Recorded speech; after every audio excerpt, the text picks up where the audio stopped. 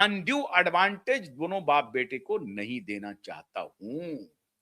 और टाइमिंग, जो साक्षात्कार की जो टाइमिंग है, वो टाइमिंग, इसका अगर आप बहुत होशियार हैं, समझदार हैं, तो समझिए कि इस समय विशेष पर यह सवाल उनसे पूछना भी ठीक नहीं है, नहीं पूछा जाना चाहिए।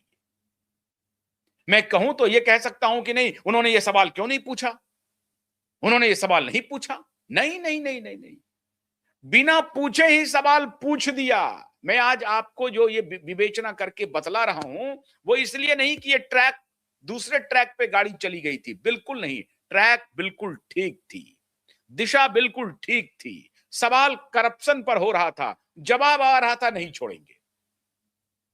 ऐसा जवाब, कोई ढुलमुल जवाब नहीं आ रहा था, वो पूरा फर्म डिसीजन आ रहा था।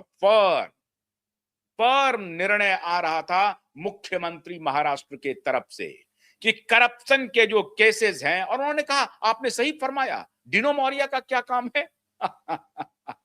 साक्षात्कार लेने वाले ने पूछा कि ये डिनो मौर्या मीठी नदी में, इसका क्या मतलब है।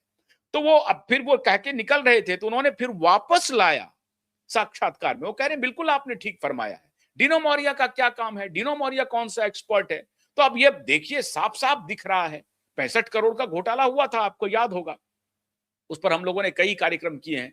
तो 65 करोड़ के घोटाले का जिक्र उन्होंने घुमा करके वापस ला करके पूछा, बिल्कुल ठीक कह रहे हैं आप कि डिनो मौर्या का क्या काम है वहां पे। और ये सब तो जांच का विषय है। हालांकि अजित पवार के सुपुत्र पर भी सवाल हुआ, लेकिन मेरी जो नजर थी वो अजित पवार के सुपुत्र पर क्या हो रहा है, नहीं हो रहा, वो उस पर नजर नहीं है। उस पर भी उन्होंने कहा कि जो करप्शन कर रहे हैं, यही अगर है, कानून अपना काम करेगा। लेकिन सवाल जब ये दोनों बाप बेटे का आया, तो फर्म आंसर था कि साहब, आकंठ भ्रष्टाचार में लिप्त होने का मामला है।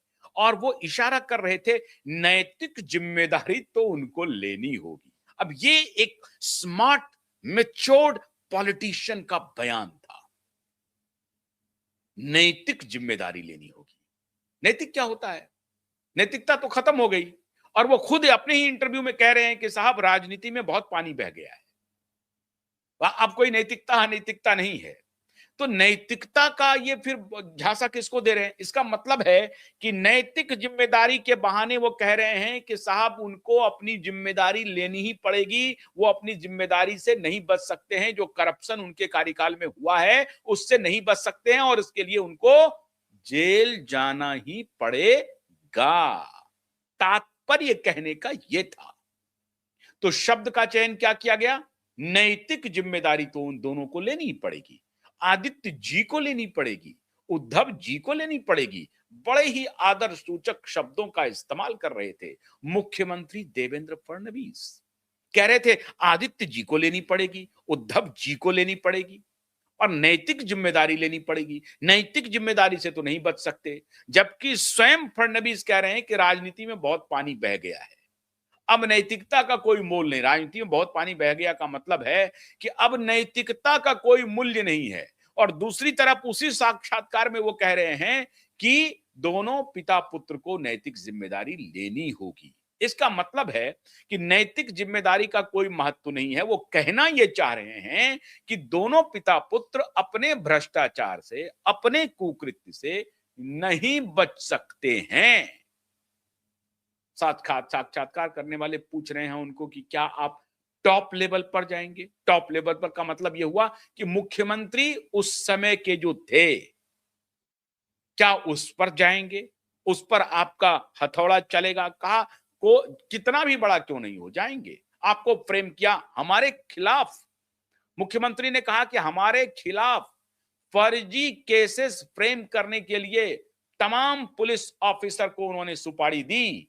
लेकिन सभी बड़े पुलिस ऑफिसर ने कहा कि भाई, देवेंद्र फडणवीस ने कोई ऐसा काम नहीं किया है जिसके लिए मैं उनके खिलाफ फर्जी केस बनाऊं। उन्होंने हाथ खड़े कर दिए।